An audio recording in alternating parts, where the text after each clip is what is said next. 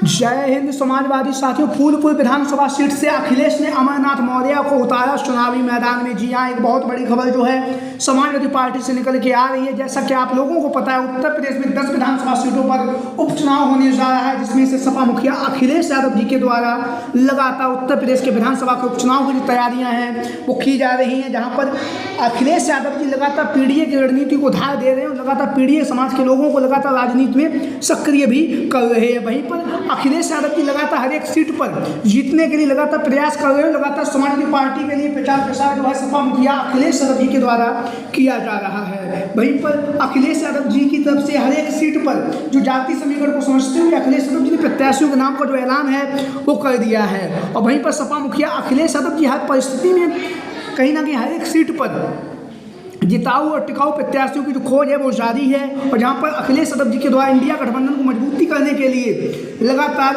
Congress party को 2 सीटें अखिलेश यादव जी के द्वारा दी गई हैं, जो जानकारी सामने आ रही है। वहीं पर अखिलेश यादव जी के द्वारा जो आप लोगों को पता, भारतीय जनता पार्टी की फूलपुर की जो अब विधानसभा सीट है, जहाँ से 2022 में भारतीय जनता पार्टी के विधायक चुने गए थे, लेकिन 2024 के लोकसभा के चुनाव में वह सांसद बन गए हैं। और उनके सांसद बनने के बाद जो है यहाँ पर उन्होंने अपना इस्तीफा दिया और फूलपुर की विधानसभा सीट पर उपचुनाव होना तय हुआ है, जिस उपचुनाव के लिए अखिलेश यादव जी ने, जहाँ पर आप सभी लोगों को पता है, फूलपुर की विधानसभा सीट से विधानसभा के प्रभारी के तौर पर इंद्रजीत सरोज को चुनावी मैदान में उतारा है। और जीत की जो जिम्मेदारी है वो इंद्रजीत सरोज के कंधों पर अखिलेश यादव जी ने सौंपी है। वहीं पर आप लोगों ने देखा होगा लोकसभा के चुनाव में अखिलेश यादव जी के द्वारा इंद्रजीत सरोज को कौशाम्बी और प्रतापगढ़ 2 लोकसभा सीटों की जिम्मेदारी दी गई थी। दोनों ही सीटें जितवाकर कहीं ना कहीं इंद्रजीत सरोज ने जो है सपा मुखिया अखिलेश यादव जी को जहाँ पर प्रसन्न किया है। वहीं पर उसी उम्मीद और भरोसे से अखिलेश यादव जी ने जहाँ पर इंद्रजीत सरोज को फूलपुर की विधानसभा सीट से विधानसभा का प्रभारी बनाया है। वहीं पर फूलपुर की लोकसभा सीट से चुनावी मैदान में उतर चुके और शानदार प्रदर्शन करने वाले अमरनाथ मौर्य को भी